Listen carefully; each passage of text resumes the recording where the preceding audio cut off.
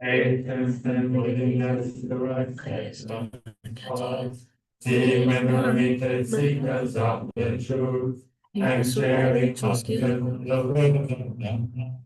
These are the highest blessings, ardent committed to the holy life, seeing for oneself the noble truth, and the realization of Nirvana.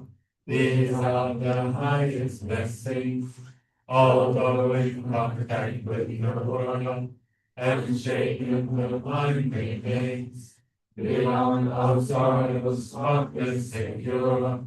These are the highest blessings, they who live by following this path, though victory wherever they go, and then the place for them is safe. These are the highest blessings. 53.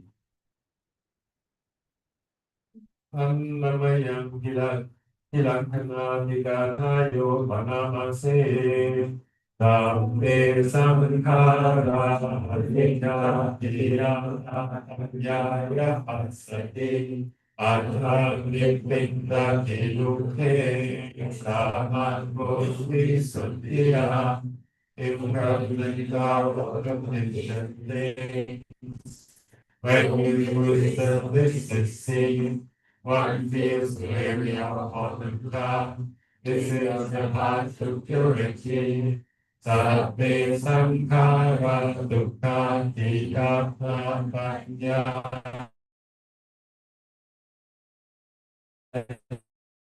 Pasati Bodhisodhiya Dukkha condition things. When with wisdom this is seen, one feels the area of the God. This is the path to purity. Sabbe Dhamma Anyata Diyata Panyaya Pasati Atramipindati Rukke Sananko Visodhiya. There is no stopping anything. When with wisdom this is seen, one feels weary of all the time. This is the path to purity. Apakate manuse soye chana parakabino. Atayam intaramata iramevalu Bhavati, Puramamyam, yet there are the many foes, ever wandering on the shore. Yetako sammadakate padame dhammanuvattido, He jana parame santi patudeyan sudamsaram, wherever Dhamma is taught, those who trade in life within are the ones who will cross over the realm of death, so how to flee.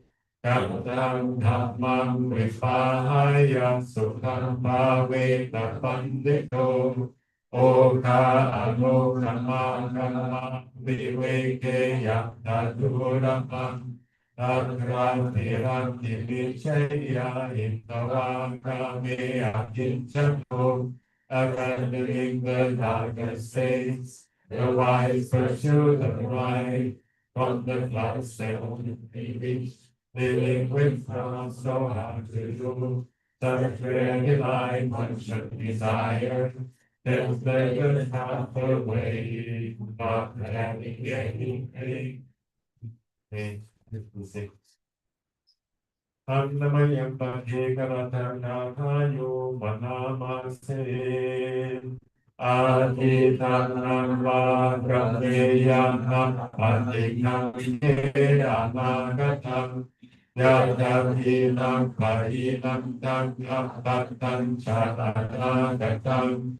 One should not be like the past, nor speculate on what's to come. The past is left behind, the future is unrealized. Pachubanam Chayo Dhammam Tatha Tatha Vipassati Asam Yevam Vyasam Bhutam Amritam Manubhuvaye.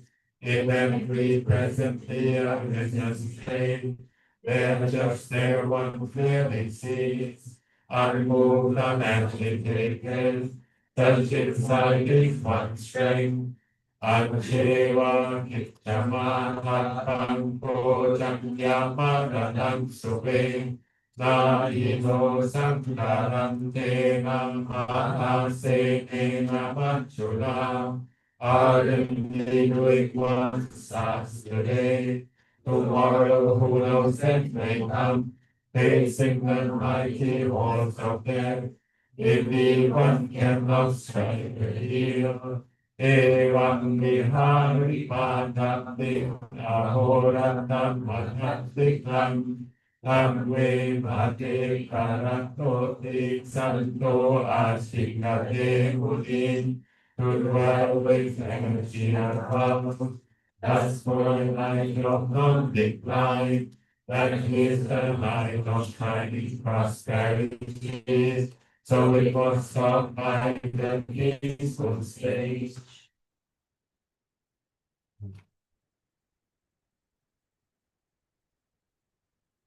Hold on. Hold on. Now let us chant the words of sharing and aspiration. Through the goodness that arises from my practice, may my spiritual teachers and guides of great virtue, my mother and my father and my relatives, the sun and the moon, and all the leaders of the world, may the highest gods and evil forces, celestial beings, spirits of the land, and will all of things, may those who are friendly, indifferent, or hostile, may all beings receive the blessings of my life. May they soon attain a threefold bliss and realize the benefits through the goodness that arises from my practice. And through this act of sharing, may all desires and attachments quickly cease, and all harmful states of mind until I realize Nirvana in every kind of birth. May I have an upright mind with mindfulness and wisdom, austerity and vigor. May the forces of illusion not take hold, nor weaken my resolve. The Buddha is my excellent refuge. Unsurpassed is the protection of the Dhamma. The solitary Buddha is my noble guide. The Sangha is my supreme support. Through the supreme power of all peace, may darkness and illusion be dispelled.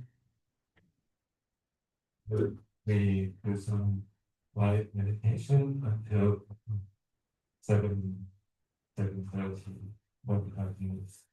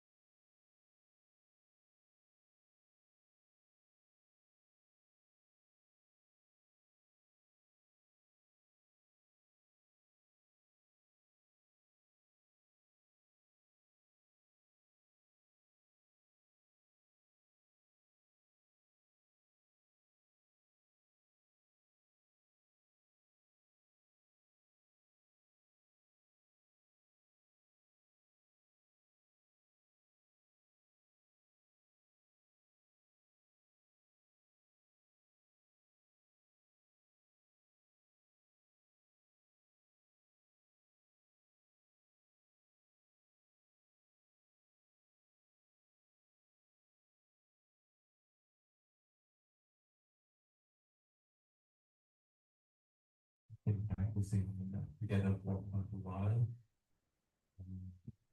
Just good student, like it's almost a week.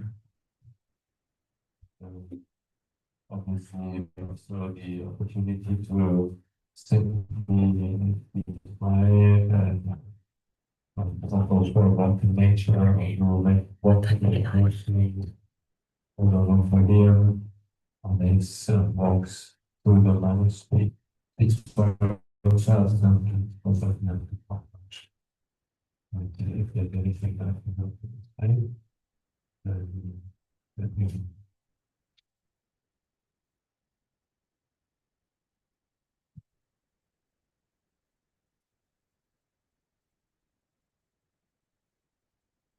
We want to understand this chitta.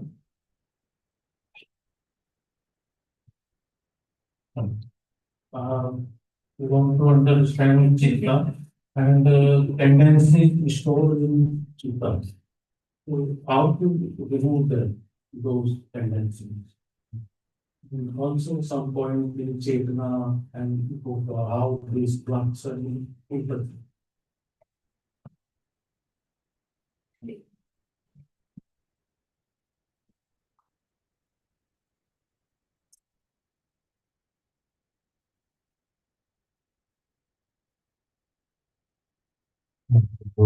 Change, so to say, the quality of chitta and the things that are defining chitta or staying to chitta or making chitta somehow not alert, not bright, not relaxed, um, or to work on those so that the mind becomes clear and bright. And so, yeah, this is so many aspects to the practice that we can take for this. Obviously, um, directly trying to address the chitta or the mind, chitta or the mind or the heart, use those privileges.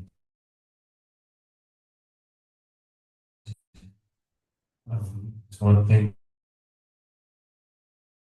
try to be in the present moment so that we don't react to these emotional states of, for example, agitation or worries, or also, let's say, these ideals that we carry around in the mind.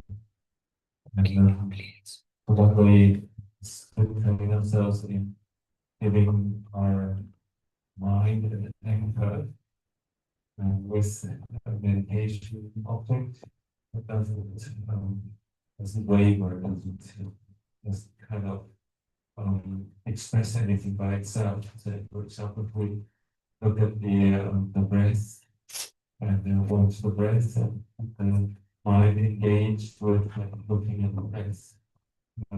That's a way. Yet the whole thing is possibly just I do. Yeah, that's good. Possibly just a temporary we're able to say appease the mind by giving it a focus, giving it some control. For example, practicing awareness of the breath, practicing engagement with the meditation object. And what we understand is the question is how do we run the mind that's undefined or that's like of um, say, um, say defiled. The word defiled is a strange word actually before I became no longer anything near the word defiled. It means something that is like full of little say stains and dirt. So how do we arrive at that? And this is actually not a question of simply focusing the mind, it's a question of overcoming the reasons for our mind to become agitated. For example, when we have thoughts of restlessness, try to travel with our mind to all kinds of situations. And as the present is so unpleasant that we want to go somewhere else or so, and then we make plans and give way to restlessness in the mind, for example. That we then come to the heart base where we feel a sense of contentment. Of course, still and to have that ready to be able to go into the not only into the present but bring about quality that is yeah, not defined. So, for example, contentment is an expression of peace of mind that comes from a inner sense of not needing anything anymore. And that idea of not needing anything sounds good, but how do we actually somebody who doesn't need anything, doesn't desire anything, doesn't pray for anything? So it is by nurturing the qualities, not following qualities that we play. Say, for example, um, when we when we see our activities in a certain way, that we are aloof or distant from it in a way. We simply do them and are resting in the activity, but don't have the feeling we need it. It's difficult to explain. But how to come to an undefiled mind, like not only peace, but it's also a feeling of not the urge to do something else. And obviously, we also practice that when we are with the breath, when we're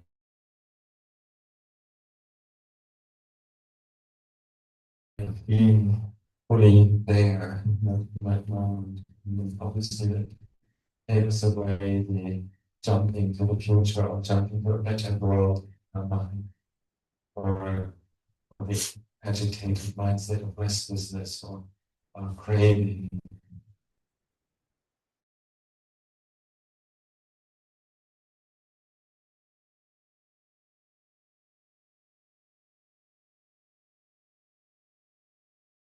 It's also a lot of normal external practice. For example, when we're eating something, anticipating a flavor and feeling the feeling of greed with that, when we go into the presence of our what's happening when we're tasting something, for example, the feeling of needing the next bite or the next more sweet thing doesn't come up because we're fully there with experiencing that taste of the moment. Or when we're in a very, say, still space outside, for example, somewhere maybe in the Sun River or walking up to Alibaba or so, and we feel this is just good, there's just nothing else that we need to act with it. Then consciously resting in that feeling of perfection or goodness and training the mind not to want something else. Making sounds strange, but like it's just feeling putting away the rock that the mind is sitting on. Like basically defeated by saying this is great, this is good, this is sublime, this is peaceful, and appreciating fully what is there. So all the examples I've given now are around the craving, desire, or restlessness and agitation, waiting to get somewhere or to become something. There's also this whole area of like negativity, for example, where we have the feeling of dissatisfaction or unpleasantness. And the other side of the violence is not the wanting or jump into something with the mind, anticipating the mind getting so agitated that it constantly spins on and wants something else. and makes up the stories because we're sitting, for example, and we're not going anywhere, but I can travel to Myanmar in my mind, for example, restlessness. So appreciating what is there, appreciating and resting in that sense of not needing anything, not going anywhere, finding examples in our experience. For example, when you taste an apple and you really feel, oh, this is appleish. It's not need to have like 2 bites for that. You just simply experience that. So we rest with what is there, and we don't jump to the next. So we don't jump after craving or desire. So the other one is like about the negativity that we say if there's some negative impact or dissatisfaction or say uh, aversion arising or those sides, put it like that, anger, and that we then also again try to pull away the rug that this emotion is sitting on. That we just simply see this is how it feels, this is how it is, and this is how the uncontrolled mind, the desirable mind, the ugly mind, let's say, feels. And it's like a kick in the guts somehow. So then we feel it, and then we stay with it, and we don't try to change it, but we just basically experience it again fully, and then see actually there's nothing there. Like after having tried to be fully angry, fully averse, maybe for a conversation or so, maybe actually you come to the point, oh, so that's silly, it's so silly to be angry, or and we come back to a neutral mind. So this is not just trying to feed the mind the opposite. Say, for example, generally, of course, when we face anger, we try to imagine the opposite. We try to imagine love and kindness, good for states of mind and things like that. And say replace the anger with something. That doesn't take it away from us in that sense. My feeling is okay, of course, we also work with that. We also try to do the opposite. For example, when we're restlessness, we think of, okay, I'm here, I'm here, I'm here. Do the opposite, you stay still.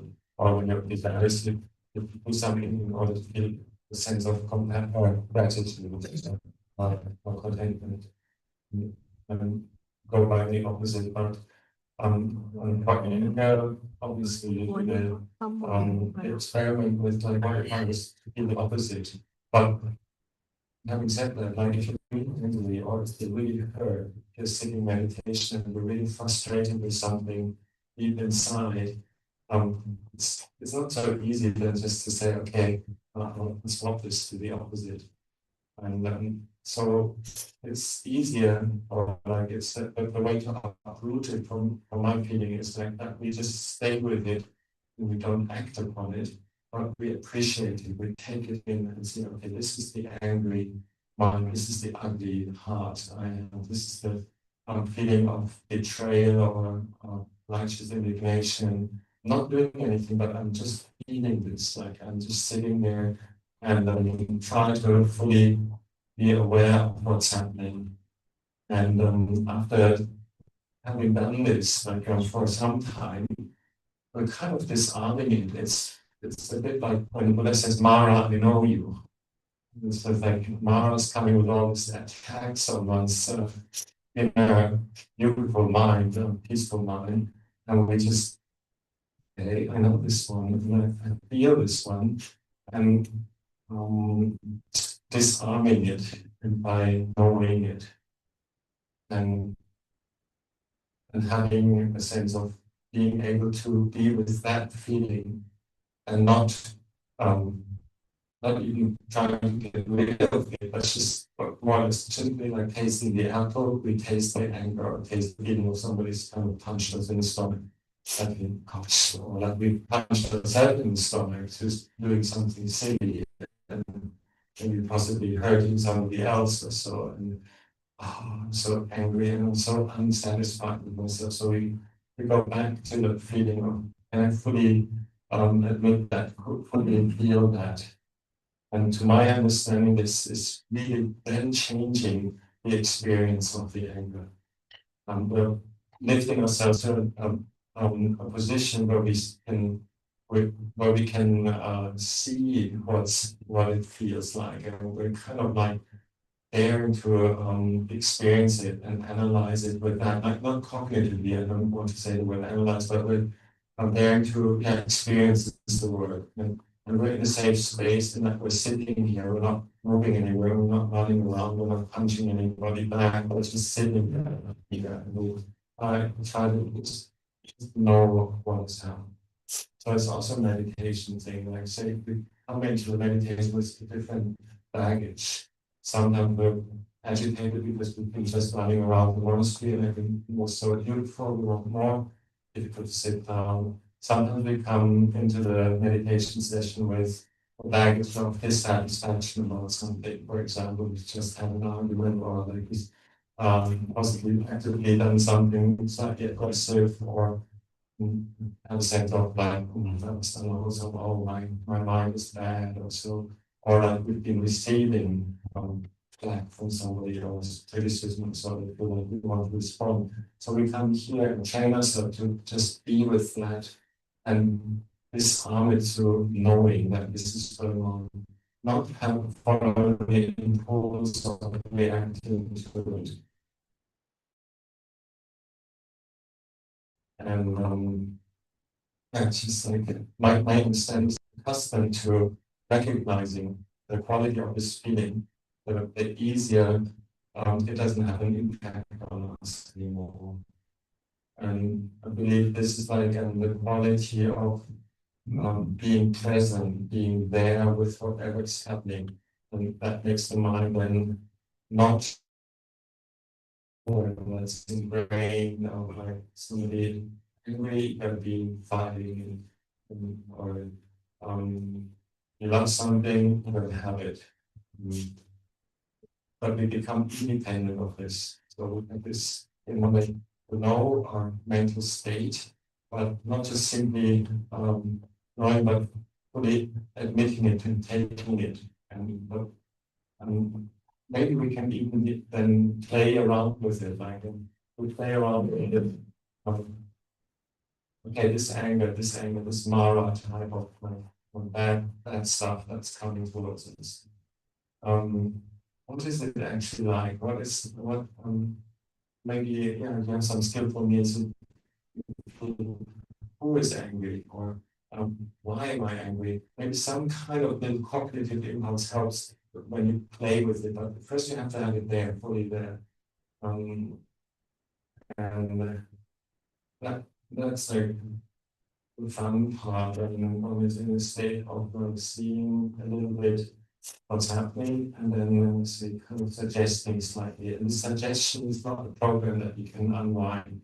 It comes through all the Dharma that you have with all your other practice, like practice of the day, practice of like, simply to try to replace anger with loving kindness, restlessness with peace, or so. These like very simple templates that then come back in those portions that we can just about implement. And it comes with a creative feeling of taking delight in the fact that one is somehow playing with it. So I believe the more we do that, the more skill we get, and the less we follow the anger, the less the anger becomes as something that is part of our mind, but it becomes as something that we observe, and we put ourselves on a higher level of being able to see that and to play around with it. So that there's other tendency, like first about like this whole area of agitation. It comes from this craving, never standing still, not being able to be peaceful. And then there's the other part of the whole emotional baggage, is like aversion, dissatisfaction, feeling hurt, feeling dukkha, and so forth. So, and we come to a place of getting there to see what is happening, rather than the idea is we say make our mind peaceful and peaceful. This is that. Maybe that happens like if we have like while um or we're agitated or while we're having positive or negative uproar in our mind, any thoughts spinning around that. Maybe sometimes we can also just simply hit our fist on the desk and say, enough, peace now. But most of the time it's not that easy. It's like, or maybe we are so skilled in establishing ourselves in our meditation object. For example, when we're angry, just simply going back to counting the breath and saying deliberately counting the breath, not just watching the breath, because sometimes we need an anchor, we need something, a kind of a theme that we then take on. But then maybe we just found a bypass around the anger. Goodbye. Try to find something we can offer in your mind something else. But I feel that the more long-lasting thing is when we have really experienced the anger. For example, like similar things happen when we have dissatisfaction arise physically rather than sick. Sorry.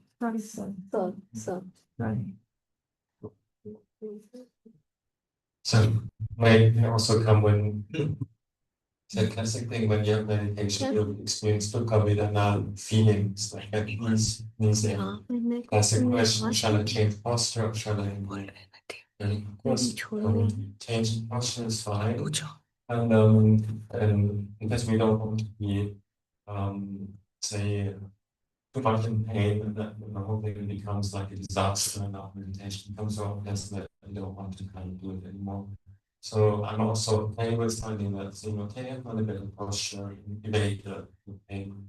But there are also some periods where we cannot evade the pain, and we simply have to admit it and take it and put our mind right into the pain and completely feel it and completely accept it and say, hello, I know this is pain. And you look at it and look at it, and I'm pretty sure of all of us hardcore meditators, we've had this experience that the pain actually resolves.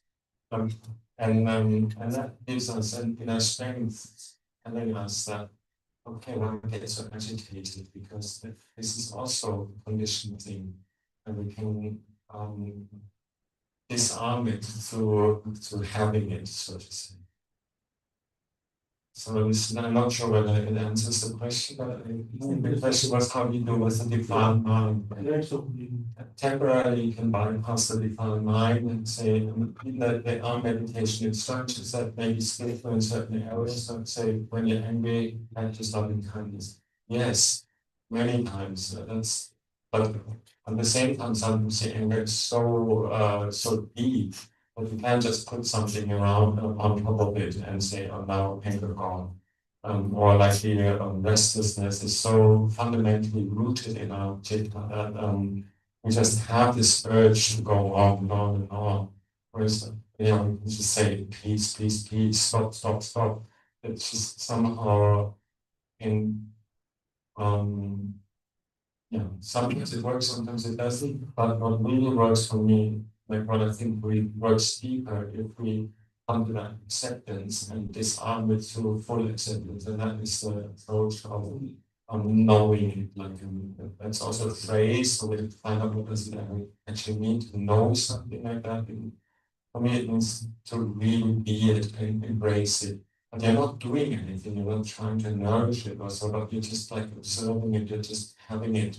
And you're not suggesting an alternative, you're surrendering to it.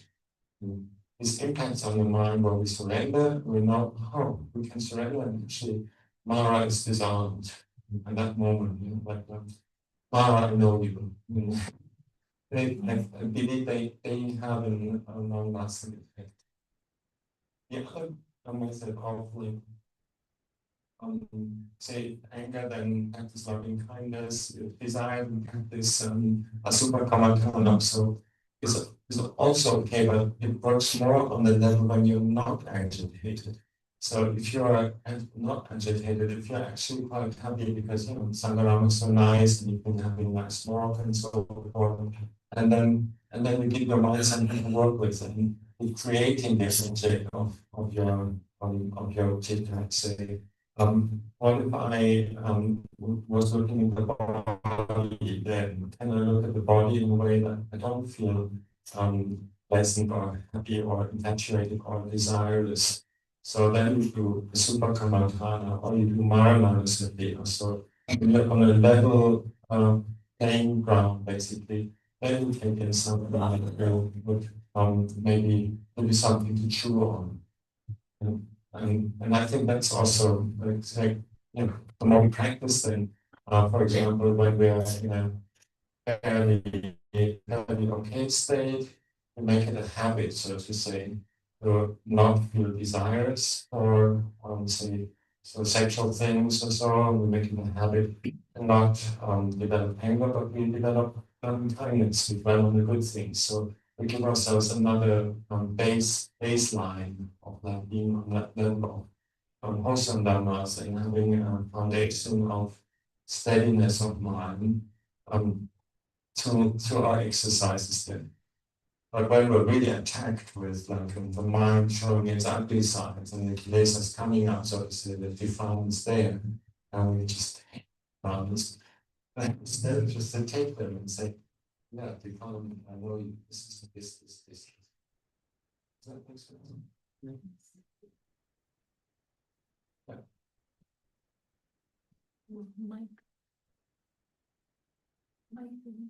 Ajahn, for the next question. Next question, Mike.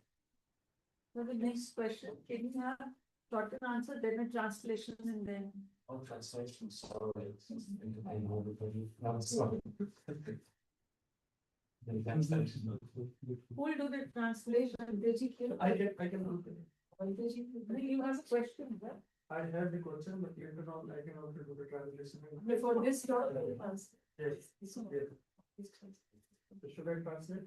no, it's okay because. Summarize.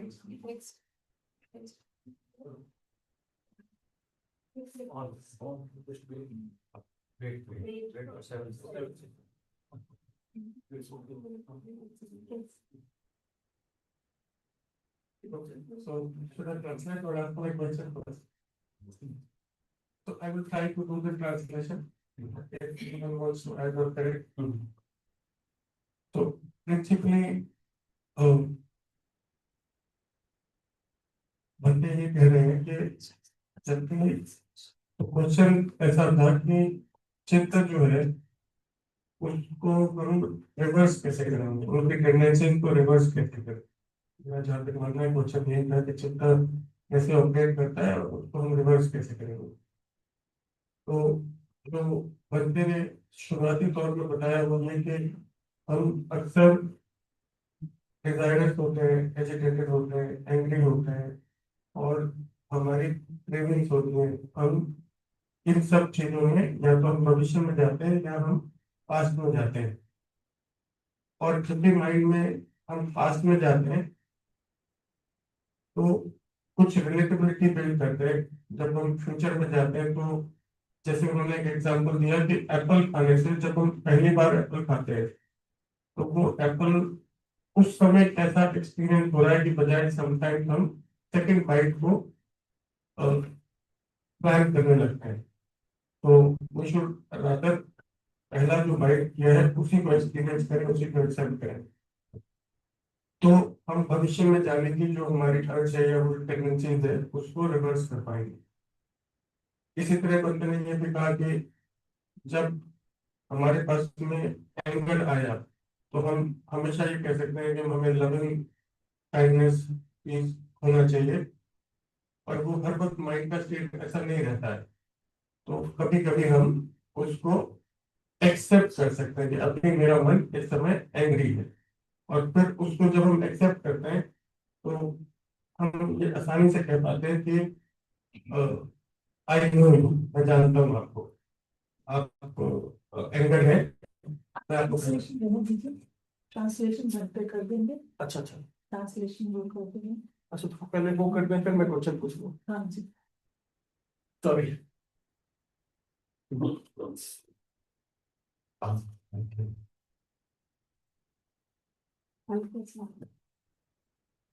मैं संक्षेप में कोशिश करूंगा। अजय ने ये बताया कि हम दो तरीके से काम कर सकते हैं। पहला तो डायरेक्टली जो चीजें हैं उसको देखने, कोई भी माइंड स्टेट आया तो उसको देख सकते हैं, उसके साथ रह सकते हैं। दूसरा उन्होंने बताया कि हम एक जैसे मेडिटेशन कर लेते हैं, जैसे ब्रीदिंग है उसके साथ रहते हैं, तो दो तरीके से हम करते हैं। बट फिर अजय बता रहे थे एक्सप्लेनेशन में ये यूजुअली जैसे कोई भी माइंड सेट आती है, जैसे एंगर आती है, क्रोध क्रोध, तो अगर जैसे क्रोध आता है तो हमारी नॉर्मल टेंडेंसी होती है कि हम उसे भागना चाहते हैं। बट अजय ये बोल रहे थे कि अगर हमको सस्टेनेबल और सही में प्रोग्रेस करनी है तो हमको उसके साथ रहना है। जैसे normal like stay with it, stay जो भी है उसके साथ रहेंगे तो वो अनकंफर्टेबल तो होता है, लेकिन वो हमको जब रहते हैं तो डीप जाता है और अ,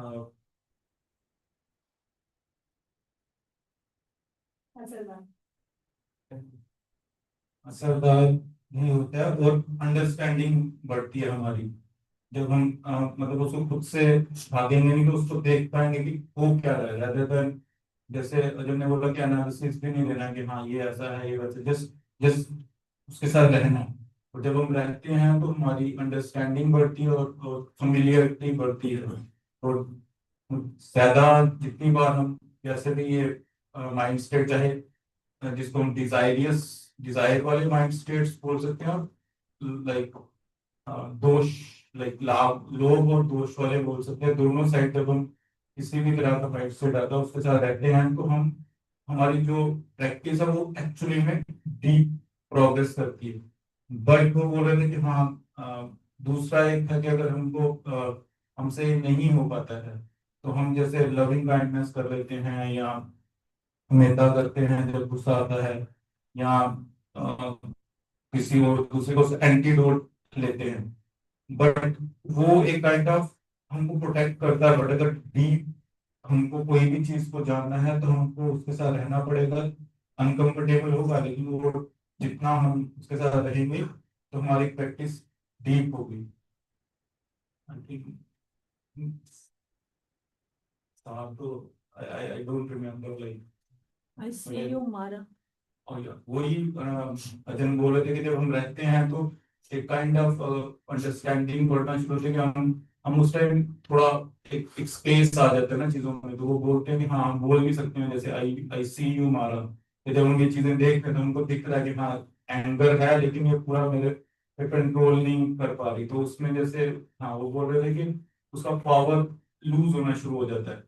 तो जैसे वो लूज होता है तो मतलब कम हो जाता है तो हम देख सकते हैं हाँ ये तो सिर्फ आएगी और चलेगी, मेरे को कुछ भी नहीं करना है, बस रहूंगा तो आती और जाती है। And the level playing field. When you're in a good space, that you're using the extrapolation, the meta now.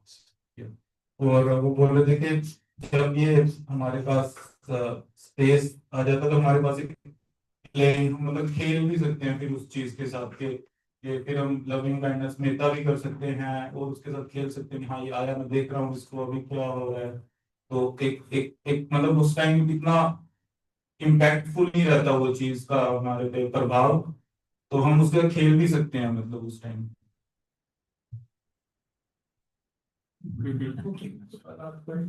No question. Mic on. Wait for some time.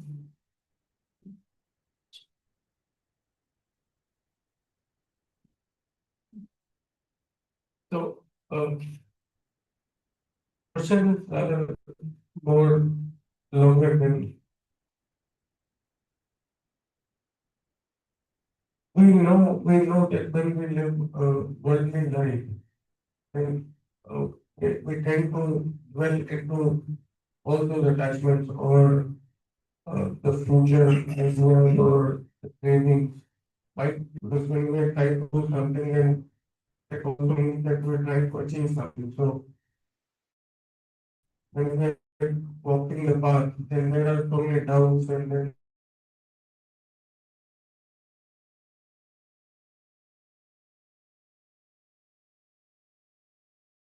a lot of shakiness will be there when you are living in worldly life. You know that.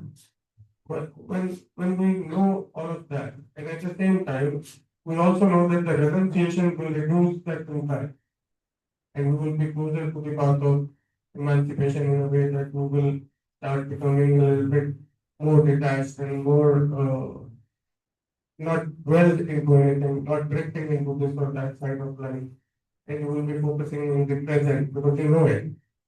And more you live in the present, more and more you will stop reacting towards the actions of the mind. Knowing all of that,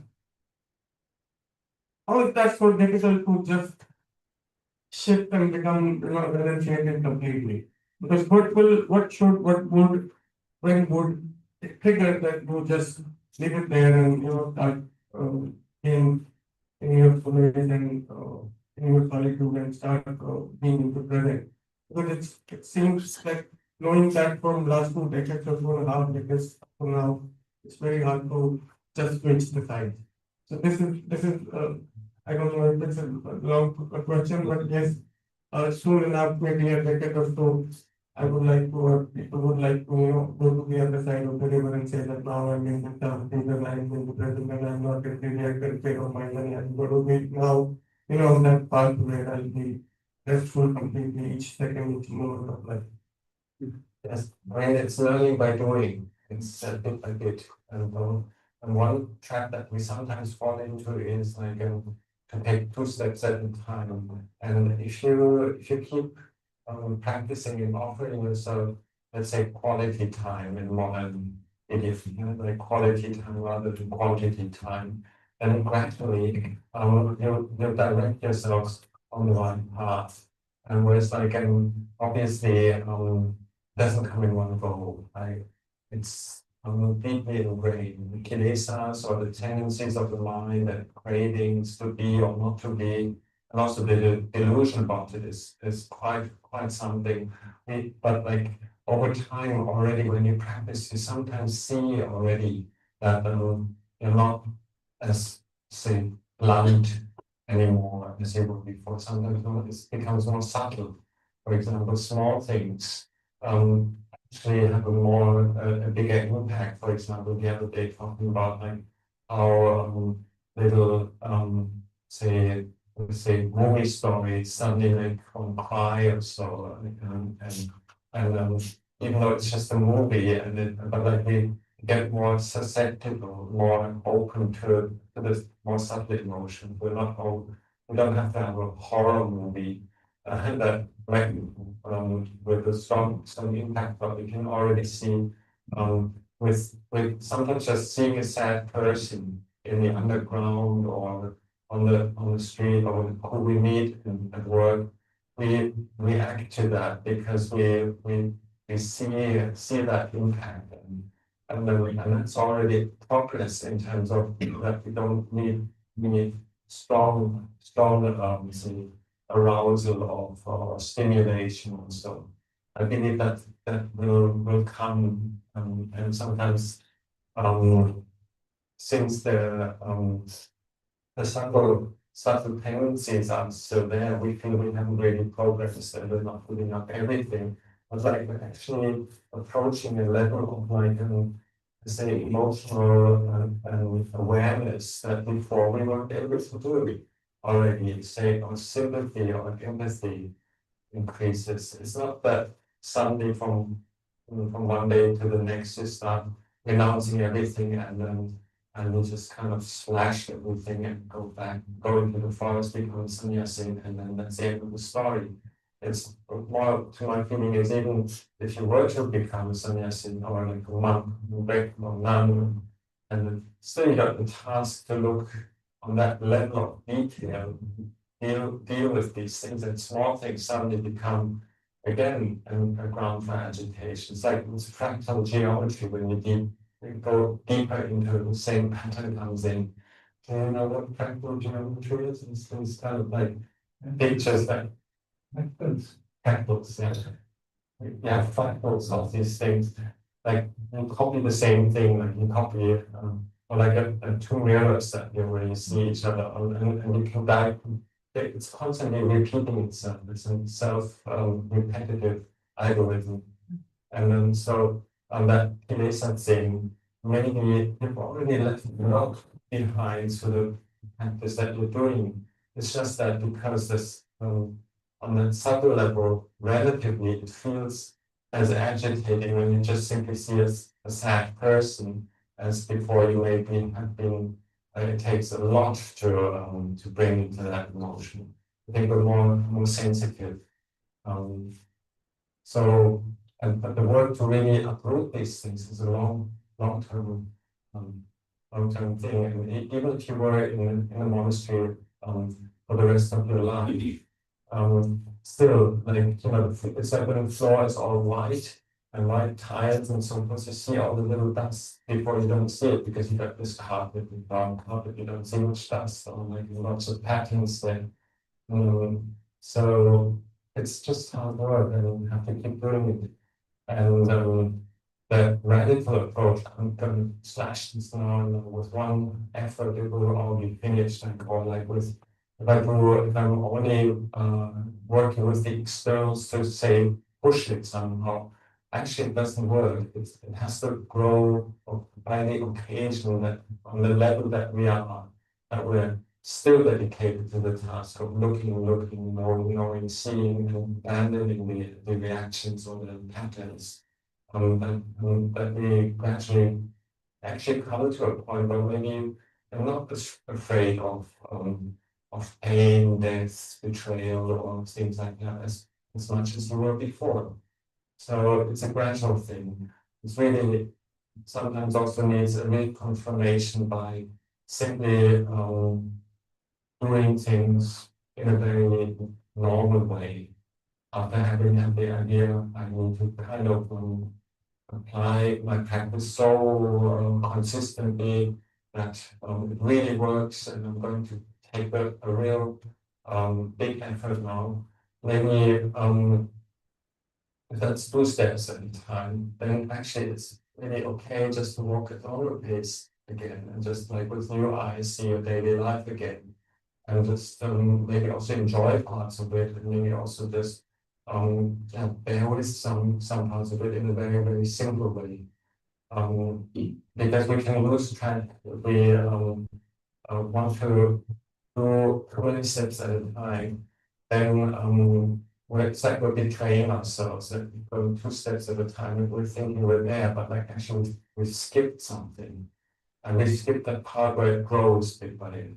And be simply relaxed enough in your practice to, for example, I can in Pampana Chaplain, where we like this one type of monk, they count the hours of meditation. They say you can do this, that, and it's really good for a certain, I say, amount of effort to do it. Like when, but after having done it so many times, and you still see it, even in kind of sitting that much and walking that much, still why am I getting angry? Still why am I not feeling completely, say, kind of like free from this? And it's maybe because, yeah, we've applied the method and in a very confident way and stopped watching what's actually happening. So then maybe then just skip the method for a while and just go back to, well, for example, instead of like meditating, you go for a walk. In Nanachat in Monsu, we don't really walk around and just like we could here, but we go Armstrong and just simply enjoy every foot, every step, and just enjoy the cool of the morning and just feel happy about that. And that, and suddenly you feel, oh, I'm actually experiencing something with new eyes, new feeling to it. And then through sitting and pushing myself to do my program, I've been actually jumping over period of experiencing, a bit like taking 2 steps at a time, and then to go back and say, I'm just going to more simple and just, for example, when you're at work, and just simply do your job nicely. And don't think about it too much. Don't think that you need to be better or worse, and just be kind and relax with it. And of course, you've already done a lot of maybe retreats, or maybe you've done come to the monastery and stayed here for a while or so. And then, but then apply it in a natural way and work from that and experience the things that are right there in front of yourself rather than getting ahead of yourself. This happens also with the lungs. So it's so idealistic or like hopeful that we'll make a breakthrough. And through wanting it and through say being kind of firm and intense, we're overstepping our awareness. We're not actually there. We're ahead of us. And yeah, the idea of why don't I just leave everything behind and drop everything in one go is great as an idea, but it actually happens very subtly, and it mostly happens when we're in a place of overall feeling okay. Without that feeling, oh, I'm so hopeless, I haven't transcended samsara yet, I'm not yet sotapanna, I don't have jhana yet. Oh, I must be hopeless. And just go back to, okay, what am I actually doing? And this is all done right here. There's a tree there, there's a bird there, there's a human being there, there's like, my job is good, I've got like enough to eat. And just enjoy it for a while and then reset yourself to be back where you are. That would be my suggestion. But counteract that idea once like everything's gone. Or like you didn't say that to be fair. But I'm hearing that between the lines that because the despair comes when you've been trying and trying and it doesn't get come to fruition. And then we blame Layla. We say, okay, we can't get it work because we're married, we've got kids. But it may be the best thing in the world for you to be married and have kids and look after them with loving kindness and patience and endure the pain when they're sick and feel the joy when they're smiling and so forth.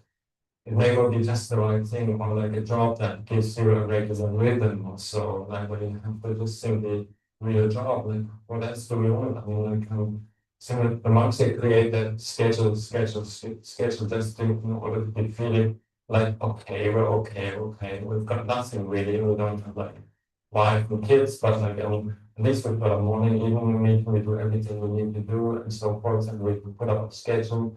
And so yeah, like that like just simply being in that mode of like I'm doing what's appropriate for myself.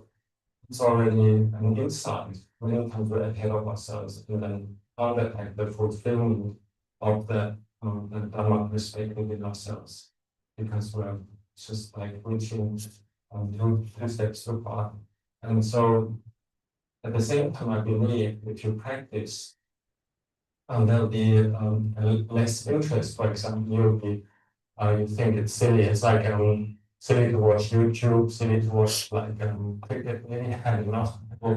Silly to play guitar. That was what it was for me. It didn't come from this imperative. If I want to be a good practitioner, I would stop playing guitar. That would be nonsense. Just feeling from electric guitar rock band as a teenager, I shifted to strumming my guitar with sing songs, and then got into classical guitars and got into composing things and expressing myself as an artist. And mentioned something. It's all this about like just like gradually even dropped that, and now I love chanting instead, like as a monk. So the seed is still there. But like but if somebody would have told me in order to practice Dhamma full time, you need to get rid of your guitar. No, just to gradually reduce, gradually feel out what is the right balance for myself and fully live up to that on that level. I think really in a more happy world actually everybody does that. And it's not that everybody can just they are applying their following of all my refinements and going to the cave and meet our full battle. But like having said that, like there are moments where you feel, yeah, Mara, I know you, and it's coming, and you feel like you feel strong enough, and you feel you can make these things, and also you can possibly then really stop really and figure out to focus on it, which is more fun. What was the one? It was still very hard.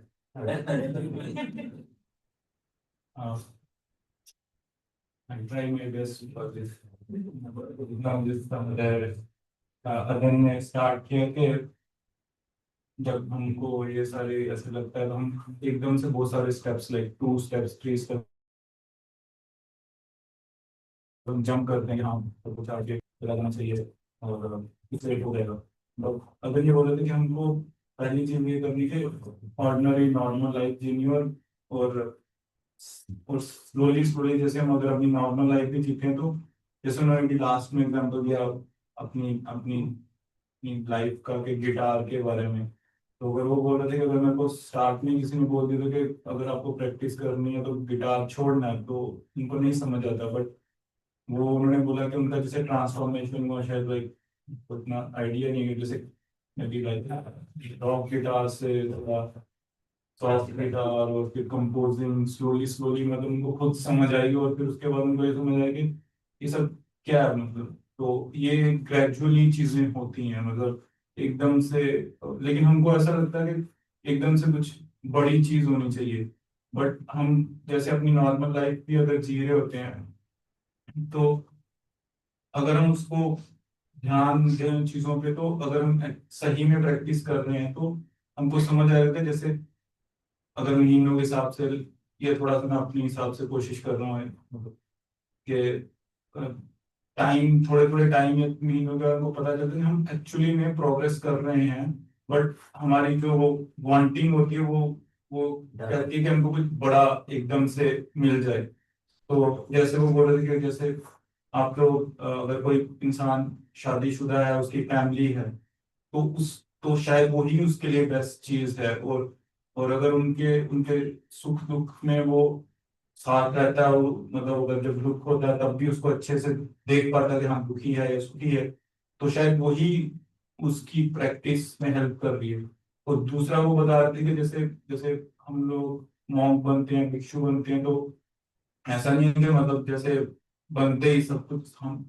हमारा भी साफ हो जाता है तो सबको वही एक ग्रेजुअल प्रैक्टिस करनी है लेनी है जैसे फेमिलियरिटी चीजों को जानना है और एक चीज वो बता रहे थे कि जैसे इनिशियली हमको हम जब होते हैं हमको पता नहीं चलता लेकिन थोड़ी प्रैक्टिस करते थे हमको जैसे उन्होंने एक एग्जांपल दिया कि टाइल है सफेद सफेद टाइल है तो पहले शायद हम उसको नोटिस भी नहीं कर पा रहे थे कि उस पर डस्ट है कि नहीं लेकिन अब हमारी प्रैक्टिस थोड़ी हुई है तो हम छोटी छोटी चीजें जैसे उस पर थोड़ी डस्ट भी हमको एजिटेट करती है और जैसे उन्होंने एक और एग्जाम्पल दिया कि जैसे पहले शायद हम इतने आर्ट आर्ट थे कि मतलब हमको लोग आगे पीछे दिखते नहीं थे बट अब हम प्रैक्टिस कर रहे हैं अपनी लाइफ में तो हमको कोई इंसान दुखी दिखता है तो वो छोटी सी उसका दुख भी हमको इम्पैक्ट करता है कि हम उसको देख पाते हैं कि हमारे हमारे मतलब माइंड पे उसका इम्पैक्ट हो रहा है तो इन्हीं चीजों को वो बोल रहे थे कि जब हम ये देखते हो इसी से हमको देखना है कि हम एक्चुअली में प्रोग्रेस कर रहे हैं अपने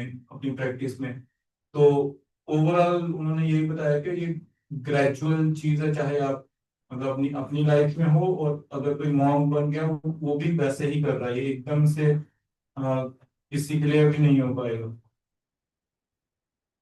I'd like to add that again, there's also a lot of faith and trust that we will recognize at the moment when you have the choice.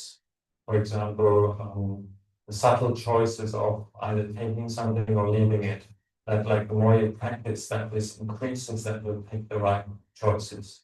This is something I don't know where it comes from, but I can bring from the intention and sincerity and the right view about this thing that you basically, yeah, I wasn't born to be a guitarist. I'm pretty sure for that. I can basically, it's not like it's something that's a program that I maybe I had that a while, but like I found something better. It's the Dhamma. The kind of whole teaching makes so much sense with all the implications, all the examples that Buddha gave in the suttas, all the examples of other practitioners that I find inspiring, much better. And then if I look at the my former guitar teacher, I noticed, oh, very arrogant person actually, not very subtle and he was a musician. So these things like I would then, if I got the choice between guitar and Buddhist chanting, when I'm right for it, and when my faith is nurtured, and I've seen enough of the Dhamma of like giving me that taste of like, oh, this sounds much better, feels much better, that I would choose the thing that gradually leads me to renunciation. But the quantum jump of say now no more guitar, that would be cruel and ugly, or now no more kids, no more wife or so.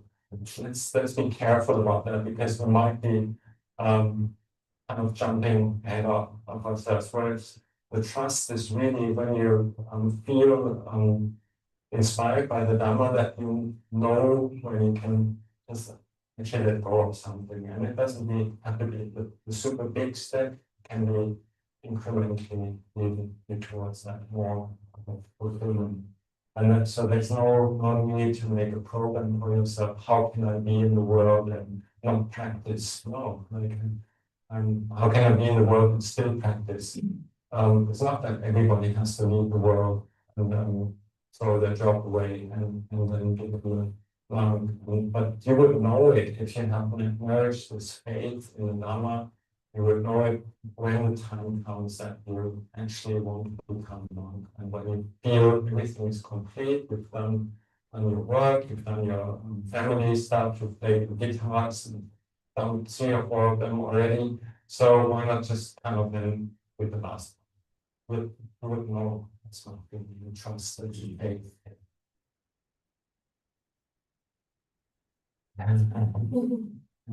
Arjun बोल रहे थे कि श्रद्धा। Okay, Arjun बोल रहे थे कि जो श्रद्धा होती है वो एक बहुत बड़ा, श्रद्धा और ट्रस्ट एक बहुत बड़ा फैक्टर होता है। तो हम एकदम से जंप नहीं करना चाहिए हमको, क्योंकि जब अगर हम अपनी लाइफ जी रहे होते, जैसे अर्जुन अपनी ही एग्जाम्पल दे रहे थे कि वो गिटार जब उनकी लाइफ में वो टाइम था उन्होंने बजाया, उसके बाद उनको लगा कि अब फुलफिलिंग नहीं है, तो वो ग्रेजुअली उनको खुद से समझ आ गया। बट जैसे वो बता रहे थे कि हमको धर्म की बातें सुनते हैं या उसके कांटेक्ट में आते हैं, तो कहीं ना कहीं हमको पता चलता है, और अगर हमारी श्रद्धा और ट्रस्ट है तो ऐसा ही हमको जो हम अपने लाइफ में चीजें कर रहे होते हैं उसी से हमको समझ आ जाती है कि हाँ ये सही टाइम है, ये अभी मैं कर रहा था लेकिन अब शायद इसकी जरूरत नहीं है, तो आप अगली चीज पे बढ़ते हो। और वो ही चीज जब आप अपने इंक्रीमेंटल स्टेप वो बोल रहे थे कि आप करते हो, तो वो चीज का प्रभाव आप से कम रहता है और नेचुरली वो चीजें छूट जाती हैं। नहीं तो जैसे अगर हम बोले कि हम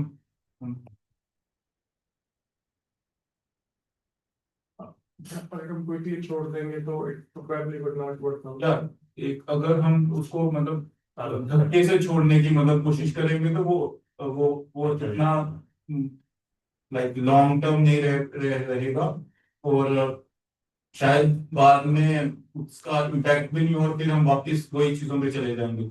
लेकिन हम जब समझ के चीजों को करते हुए हमको उसकी मतलब समझ आ जाता है कि हाँ बस इसका रोल मेरी लाइफ में इतना ही था, तो तब हम उसको मतलब आराम से रख सकते हैं। और जैसे वो बता रहे थे कि जो उनके पहले जब उनको गिटार का बहुत शौक था, तो उनके जो गिटार टीचर थे तो अच्छे लगते थे, बट लेकिन बाद में जब वो धर्म का उनको समझ आया, वो इंक्रीमेंटल बढ़ रहे थे मतलब, फिर उनको समझ आया, उन्होंने देखा कि जो मेरे गिटार के टीचर है वो तो बहुत एरोगेंट है, तो काइंड ऑफ वो बोल रहे थे क्या मुझे ऐसा बनना है कि यहाँ मुझे जैसे जो जिन जिन टीचर्स को मैं सुनता हूँ, जैसे बुद्धा की एग्जांपल दी उन्होंने, बोला जो उनके और भी टीचर्स या जिनको उन्होंने सुना, उनको लगा कि ये रास्ता सही है, और वो खुद से ही छूट गया।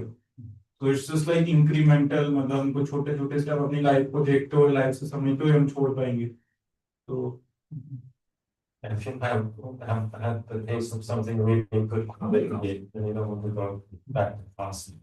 And then we don't have to make it like no more fast food now. But they do know it, like if you have like a bit of it already and we feel like, oh, this is so much better, and then it gradually comes. So you're saying it is gonna be a Mike, horizon. Mike.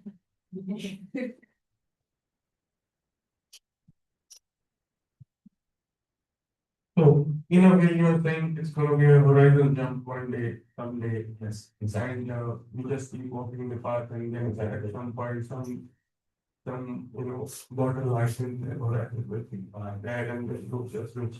But it's a good, Be able to actually accept the session of, from the worldly to this thing and keep waiting and keep practicing and then, one day it will automatically happen. automatically. Don't change, don't rest that life, right? That's what, Yeah, that's the gist of it.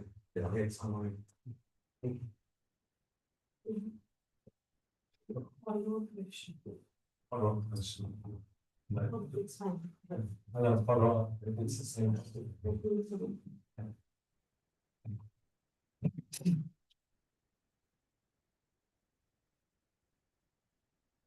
Yes, so picking it up from the example that you gave of the guitar, um, what if your mind plays the other trick on you, which is that, oh, you tried something in your normal life and you're not even, you failed at it, right? As opposed to enjoying the guitar, or if you were going to the classes and your teacher was like really mean, and you were like, oh, I'm gonna give up these classes and then I'm gonna go to the monastery and then meditate and be calm and not worry about failing.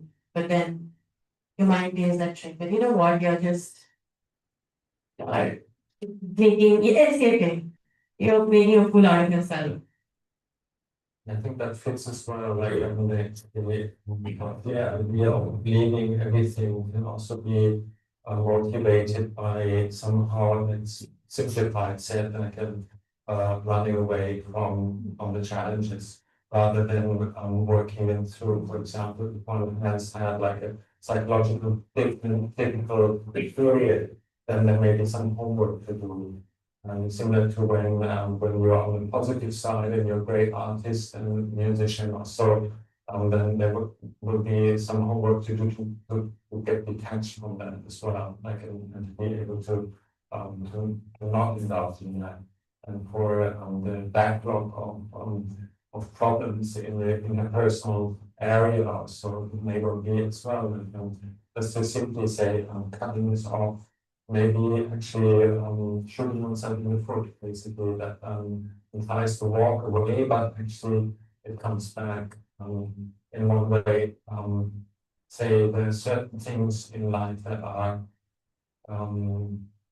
and say have such an impact that we actually in that context we need to deal with them first bit by bit, and just to say I'm fed up, they're not there anymore. It's kind of a bit lying to oneself, can be. I think that's what you're saying. And one wants to run away from something or cut off the negative parts. And for example, having not such a good relationship to parents or so somehow it just doesn't stop through saying I left it all behind physically. If someone needs some emotional investment or a healing process, it can mean that one actually takes a distance from parents and family, because there's so much patterns and things involved that would trigger new wounds, so to say, and cause more dukkha. And then it's gradually okay then to take the steps out of that situation, as long as one is aware of what one is doing. Of the wish to just I can say, I leave this all behind, and now that I've found it, everything will be just a rose garden, and nothing, no problems anymore.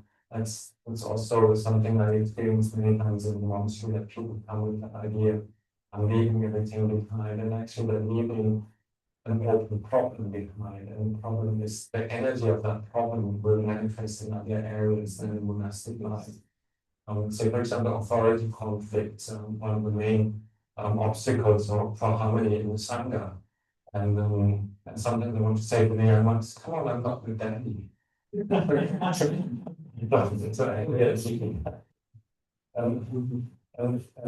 at the same time, yeah, okay, it's great that you're ordained and ran away from your daddy. Well, like, actually, it would be good to talk with each other first. Maybe I'm simplifying, but does that make sense? Like, also in the negative side, we can't just say by act of will, this problem or this first we were on the side of sensuality, that's positive things like music arts and enhancing things, good work, lovely children and so forth. Now, when the side of the dukkha part, we can also just dispose that and say, sorry, don't want to deal with that anymore because the answer isn't there yet. The problem isn't. It's still lingering, and it's just like on the clean surface. Like the more you say, clarify the externals, then that tendency will still just come up in the same way. Not in the same way, maybe in a more subtle way, but like it still has to be dealt with. A lot of the practice for the runaway meditators or runaway monastics, basically this backtracking and going back into the old stored up unresolved feelings of dukkha, which you can't just say sorry, I don't want them anymore. They're kind of like determining one's well-being or one's unwell-being in a very subtle way. They come through the back door, close the front door and come back. So that is that correct? Do I understand? Question. On later Hold on, yeah. for translation. First translation. It's great. This translation makes it much more reliable.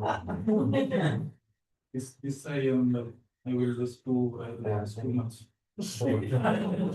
Like this was too complex. Like I'll try to मैं simple तरीके से संक्षेप में कोशिश करूंगा कि अजन बोल रहे थे कि एक सुखी वाली साइड होता है कि बंदा जो डिजायरियस आर्टिस्ट है अपनी लाइफ से बहुत सुखी है और एक होता है कि हाँ लाइफ में कुछ बुरा हुआ है तो दोनों जब समझो कि भागते हैं कि भाई मैं छोड़ के भाग जाऊंगा तो इतना आसान नहीं होता हम वो उसको एक किस्म से दरवाजा बंद करते हैं बट वो चीजें का मोमेंटम खत्म नहीं हुआ होता और वो कहीं ना कहीं पीछे से आ जाती हैं और फिर वो बाद में हम उसको एक किस्म से बंद करने की कोशिश करते हैं वो हो नहीं पाता है और वो बाद में हम लोगों के लिए मुश्किल क्रिएट करता है तो this is like I don't think I have made justice. I didn't get it basically. Okay, what I was trying to say is the beginning, the first question I was answering in how to renounce, so to say, the positive sides of for example, the guitar, you love it, it's just great music and so forth, but it's still subtle attachment, there's arrogance with it and so forth,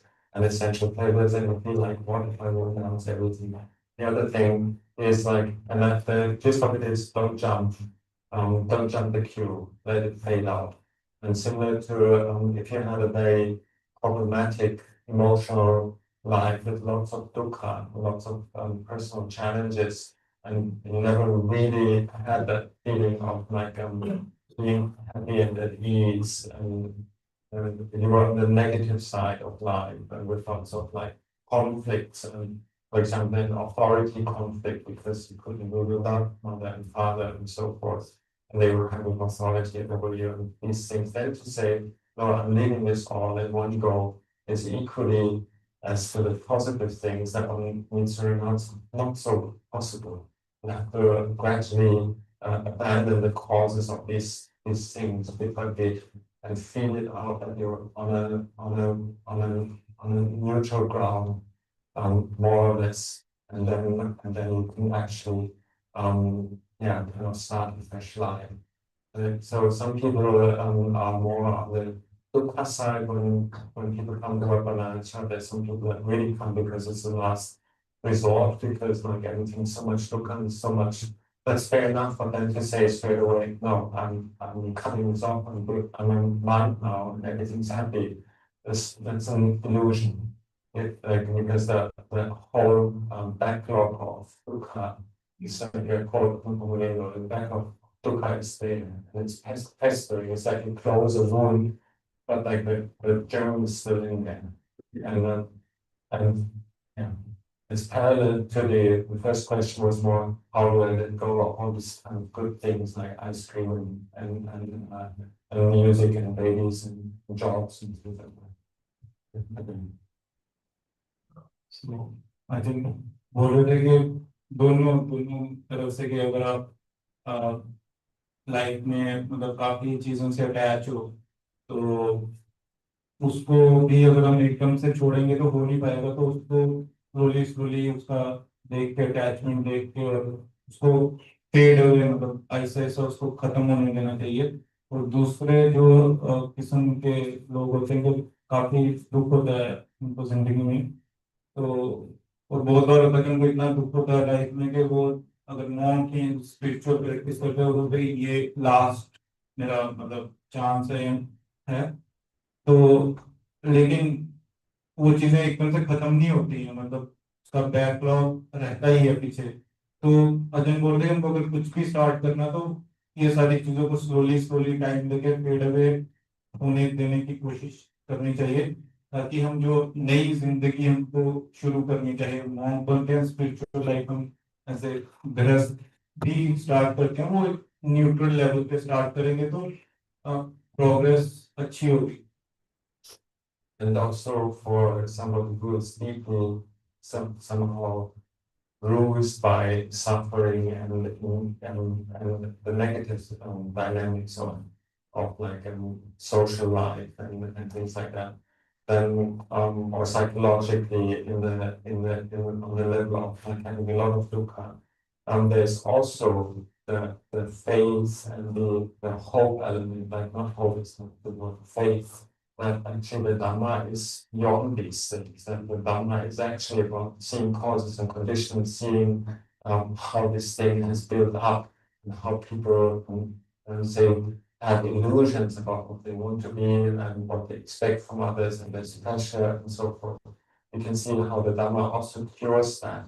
And so similarly, the Dhamma eventually clears all these things, but it's not like in one big blow that they can just wash away everything with a simple Dhamma statement. It's more subtle because there's so much little things that one needs to attend to, and gradually, I believe very much in saying mindfulness and Dhamma-based psychotherapy, for example, where that perspective that is not just like about worldly things, but it's otherworldly things like the capacity to be present, the capacity to be free, and the capacity to be aware of what is happening. So that would heal. So it's a gradual healing in a sense. And that's the faith element in that area for those people that are deeply bound by the upbringing, their history, and the trauma or whatever.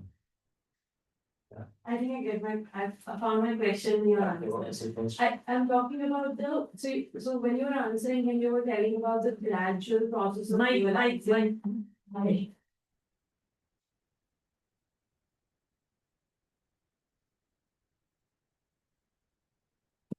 We're talking about the gradual process of realizing that, okay, this is enough, right? The active control of it. And that's my question. That the affect, like in this example, the gradually the affective tone sort of comes down, right? So imagine if you're supposed to, you sort of get angry at something. On day one, you just be angry. And then as you're working through it, you realize that something is reducing. However, you're so used to looking at things so negatively that it's not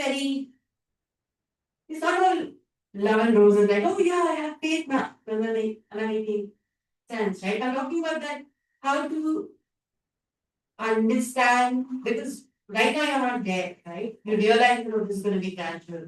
You tell yourself, wait, right? It's going to be gradual.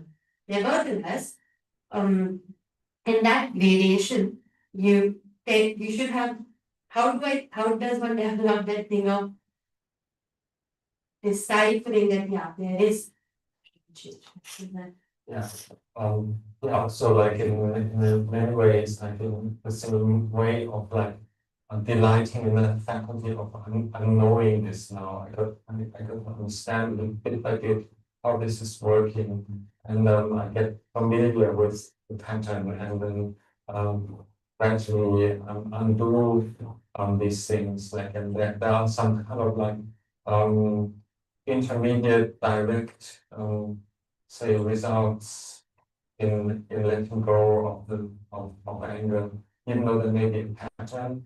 Similarly, when we say are fascinated by the Dhamma, that we don't feel that actually I'm gradually uplifting myself to be in charge and be empowered more.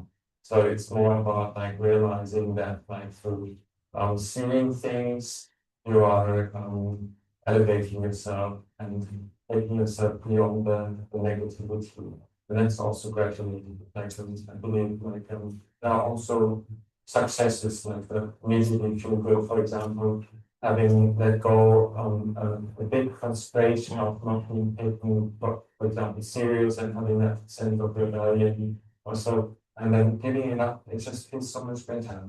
And then coming back to a state of like, yeah, I know this is he or she is always doing this to me, or and then come out of the victim role into the role of the person that is actually capable of seeing these things. And so there are also gradual, say, benchmarks of relief through seeing causes and conditions, maybe. Yeah, I can see the process of the patterns, see how oneself reacts to that, and then feels uplifted, knowing actually, yeah, well, I can be free from that, and even in a small scale already. And I see the source, the seed, to keep working on it, even though there may be a pattern and underlying tendencies. I believe that one has to have like a fascination with the Dharma in order not to give up. And I think it is also in a life that's fraught with challenges and rather unpleasant things. Also brings up a goodness through the elevation of oh wow, I practice enough now and see what's happening here. Is it the same topic that this jealousy is also?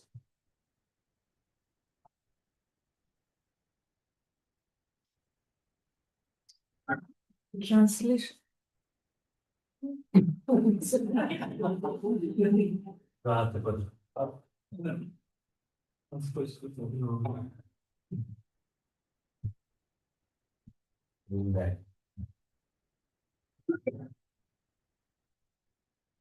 अजन ये बोल रहे थे कि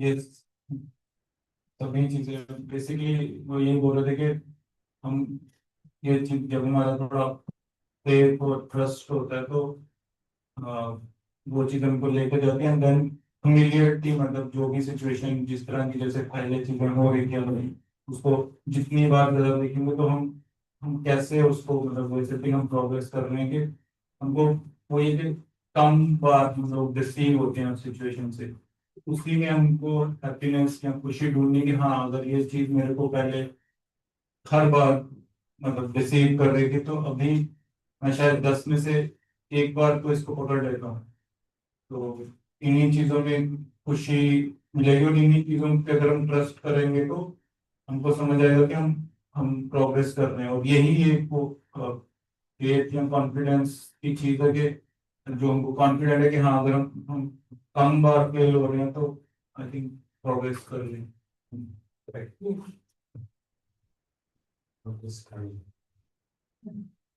One question. Yes,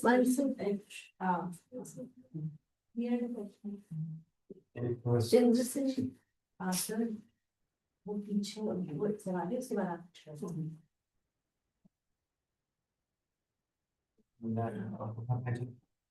I spoke about unresolved feelings of suffering. And earlier on, we talked about how we embrace and feelings. And it's not healing, it's after that both things, other things, but sometimes everything kind of aggression.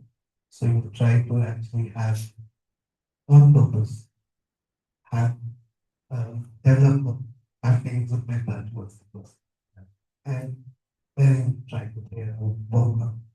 But now when you are sometimes quiet, samadhi, the mind is still, automatically you know how your conditioning has been and the moments of different times of your life when similar kind of feelings have popped up and you know where it comes from. So you are embracing, holding it with you, sitting and with this question sometimes arises.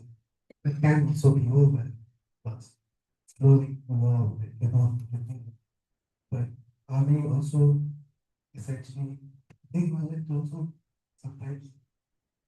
Are we also dwelling on? Okay, dwelling on without dividing it all. Yes, yes, yes. Does that actually, my question makes sense? Yeah.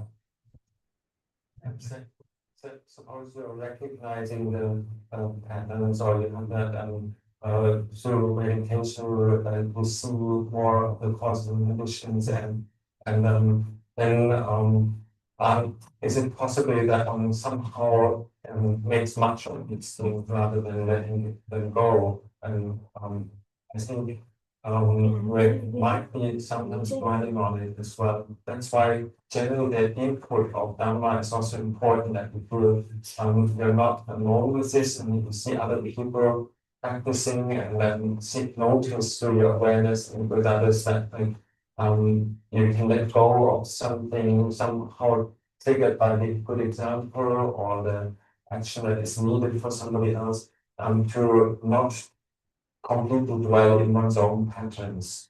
And what about the immediate experience? That actually will strengthen the muscle to just be happy with whatever they is. When it goes to analytically going back into one's own, say, patterns or so, it may well be that they're actually somehow indulging in somebody. And then a wake up call by somebody else, or like a situation that we by our love for the Dhamma, just feel we need to have compassion on letting go. That the big themes of them letting go or like being being aware of change, and so they also come and help. Plus the interaction with other people where we see actually a bit stuck myself. And that's also kind of important to have a context. It's not just like um, us applying some way of reflecting on us all the time, but there's also the surrounding the challenges or the good examples or the inputs or wake up calls or like listening to Dhamma, listening to teachers that makes us feel okay. Yeah, I got another impulse to progress in that sense. For example, say coming from that example of not quite being able to let go of one's working life and still practicing the Dhamma, maybe there's somebody that says, look, you're 50 years old and your children are already grown up. You do something useful with your life. You only need 20 more years, they second you might die. And that kind of thing, like the wake up calls like other people that cause us to not just be stuck in our own circles of observing ourselves, but like there's a Dhamma impulse every now and again. I think that's also important. Is that touch on what you Yeah, but if it comes as into this, you don't dwell in the sense of, you don't analyze it, come back. So it's okay to hold on to it. Yeah. Just Yeah.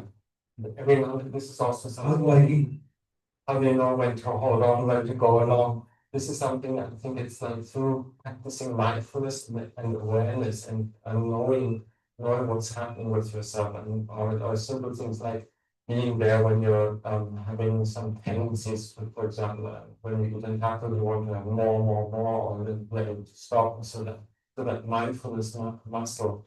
I think we're building up the capacities then to just make the right move, right choice as well. It's not just standing still and passively. I think the decisions that we can make at certain areas will become clear because we're in a neutral space. We're used to just simply taking things as they are. And then I believe in the ultimate sense of the Dhamma, there is a progression, there is a gradual path that goes upwards, liberates oneself, like out of the entanglement and so forth. And I believe like through our mindfulness and awareness and being able to know our situation and the impact it has on the emotions, that we then build up the muscle to be able to say, okay, now I need to move. Now I need to take this chance. Now I need to let go of my guitar. Now I need to leave my whatever abusive relationship back. I think it strengthens that capacity as well. It's not just that it's static in the moment and you're stuck with overlooking the opportunity. So there's one thing is like jumping 2 steps ahead of time and then regretting it going back. Or there's like incremental taking a chance, and that taking a chance potential also gets is included with the mindfulness or the acceptance of your conditions muscle that's built up. Really think we would know when we can take a leap towards the Dhamma, when we know it's right and we know it's right through the practice. सवाल के जवाब में अजन बोल रहे थे कि जैसे हम जैसे पैटर्न्स होते हैं बेसिकली हमको जो हमारी लाइफ के पैटर्न है या जो भी सिचुएशन अगर दुखद सिचुएशंस हुई हैं लाइफ में तो हम उसको माइंडफुलनेस से अगर बार बार देख पाते हैं तो फेमिलियर होते हैं वहीं से हमको कहीं ना कहीं वो इनपुट नोइंग मतलब खुद से पता चलता है कि देख पा रहे हैं और वहीं से फिर हमको समझ आता है कि हमको इसमें ड्वेल नहीं करना है। एक तो ऐसा होता है, दूसरा होता है कि कई बार हम अटक जाते हैं तो धर्म की बातें कहीं सुन लेते हैं या कोई जैसे हमारा टीचर है या कोई रोज करे धर्म के रास्ते में चल रहा है उसको सुनते या उसके साथ बात करते हैं हमको समझ आ जाता है कि नहीं हम मैं यहाँ पे अटक क्यों हूँ। तो वहीं से मेरे को मतलब खुद से हमको समझ आता है कि हाँ यार अटक रहा हूँ तो अब मेरे को कुछ और करना चाहिए और नॉट और इन सेंस मतलब मैं अटक रहा हूँ तो वो इनपुट ही मतलब उनको नेक्स्ट इंक्रीमेंटल स्टेप बता देता है कि हाँ ये चीज गलत कर रहा था मैं मतलब इसी में ड्वेल मतलब उसी के इर्द गिर्द घूम रहा था मैं। तो जैसे वो कोई छोटा सा इनपुट मिलता है तो वही उस चीज को काट देता है और हमको समझ आ जाती है और हम थोड़ा आगे बढ़ते हैं।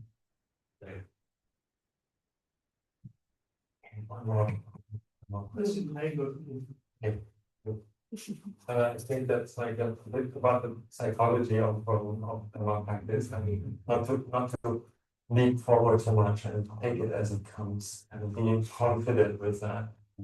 The trust that that Dhamma Harirakati Dhammacharya, and that's the classic quote. The Dhamma protects those who practice the Dhamma, like past the Dhamma. It gradually becomes clear. Ajahn, there's one online question. Do we want to take it today or postpone it for tomorrow? I cannot actually see 9:5. That's only.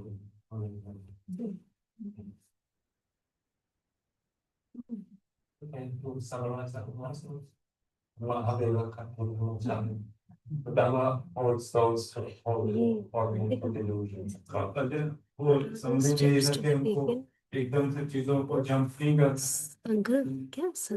अगर धर्म के रास्ते पे चल रहे तो trust करना last में जो बोल रहे थे कि Sis, I'm stuck. I see it's due to attachment. How to observe and mindful.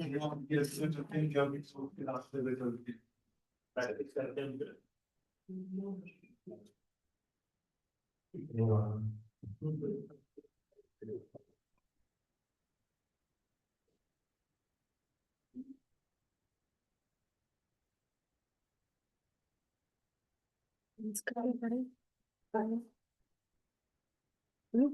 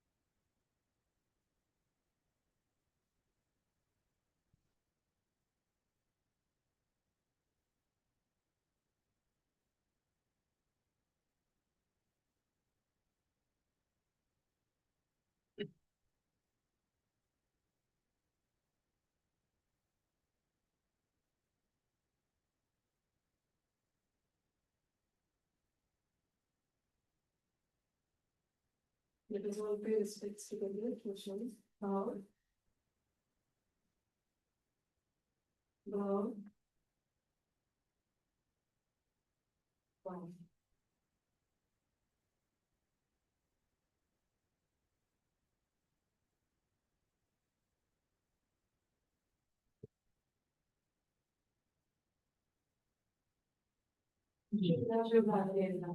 Thank you.